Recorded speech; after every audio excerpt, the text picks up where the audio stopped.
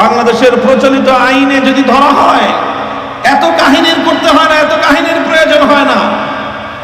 এখানে নানাভাবে অপরাধকে ঢেকে দেওয়ার, আড়াল করার আইন শৃঙ্খলা রক্ষাকারী বাহিনীর পক্ষ থেকে নানা ধরনের কৌশল গ্রহণ করা হয়েছে, যাতে অপরাধের যেই প্রমাণ, সেই প্রমাণকে যেন মুছে ফেলা যায়। এটা গেল।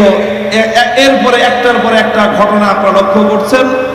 এই সব ঘটনার মধ্য দিয়ে যেই চিত্রটা সামনে উঠে এসেছে, সেটা হলো বাংলাদেশে ইতিপূর্বে চট্টগ্রামে একটা রাষ্ট্রের সবচেয়ে গুরুত্বপূর্ণ প্রতিষ্ঠান বিচার ব্যবস্থা, সেই বিচার বিভাগের সরকারি একজন আইন কর্মকর্তা, একজন প্রসিকিউশন অফিসার শহীদ আনিফুর রহমান আলিফ, তাকে আদালতের চত্বরে, আদালত পাড়ায় দিনে দুপুরে সন্ত্রাসী একটি বাহিনী কুপিয়ে কুপিয়ে, খুঁচিয়ে খুঁচিয়ে গোটা জাতির সামনে তাকে হত্যা করেছে, নির্মমভাবে শহীদ করেছে।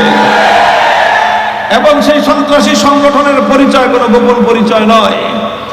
বাংলাদেশের স্বাধীনতার বিরুদ্ধে সংঘাত এবং চরম আক্রমণকারী একটি প্রতিষ্ঠান ইসকন, যার নাম।